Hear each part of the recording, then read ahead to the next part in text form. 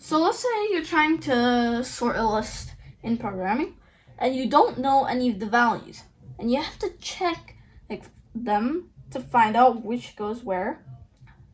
But how do you do that? Now there are obviously more advanced methods like quicksort, but this video is for beginners, so we'll show selection sort. So we start off with 2 pointers, the left pointer and right pointer. So left pointer goes all the way here at the left in the start, and we have right pointer. And we check the first value, that's 9.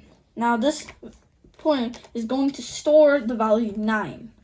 And now we change it, we go to the right by 1 with this pointer, 7. Now 7 is smaller than 9. So we change the right pointer value to 9 because we're trying to find out the smallest value here and put it at the start. So that's 7. And then we have the next value, 4. That's smaller than our current value, 7. So we set it to 4. And we have 11. That is not smaller than 4, so we don't change it. 12 is also not smaller than 4, so we don't change it. But 2 is smaller than 4, so we change it to 2. Now, this value 2 here, we swap it with the left pointer value. And then we move the left pointer by 1 and set our right pointer here.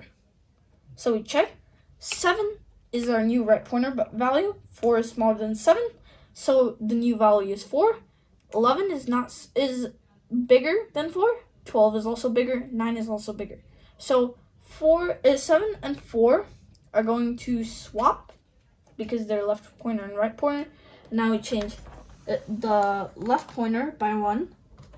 And then our right pointer starts here at 7. Now 11 is not smaller than 7. 12 is also bigger. 9 is also bigger. So these values are the same, so we don't swap. And then change our left pointer by 1. 12 is our new right pointer value. Wait, no, 11 is our new right pointer value. 12 is not smaller than 11, so we don't change it. 9 is also not smaller than 11. So 9 is smaller than 11, so we change our right pointer value to 9. So now we swap left pointer and right pointer.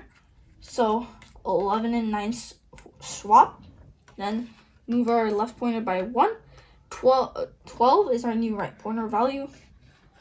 And then 12 is smaller than 11 is smaller than 12. And so we swap left and right pointer because 11 is our new right pointer. And now we move our left pointer by 1, and our left pointer is officially at the end of the list, so that means we've sorted all of these values, as you can see. What would be the time complexity of this algorithm? The time complexity would be n squared, and then a very minor thing, plus 1 at the end. How? Because we're creating a new variable for this right pointer here, and that takes 1 time complexity. But it's a constant value, so it really doesn't matter when you're comparing it to a giant list of, let's say, a million list. A million squared is nothing to 1. Okay, that's 1, but from where are we getting the n square value? So, see here, we're starting left pointer, it goes through each of the values. So we run a procedure for each value. And each time, this right pointer runs through the list. And so that means that it runs through all 6 items. And here, it also runs through all 6 items. And that's 6 times 6. And the value squared is the value times itself. So that's why so here the time complexity would be 6 squared. And if we change that to say 7, it'd be 7 squared. So, and the length of this list is n. And so that means the time complexity is n squared.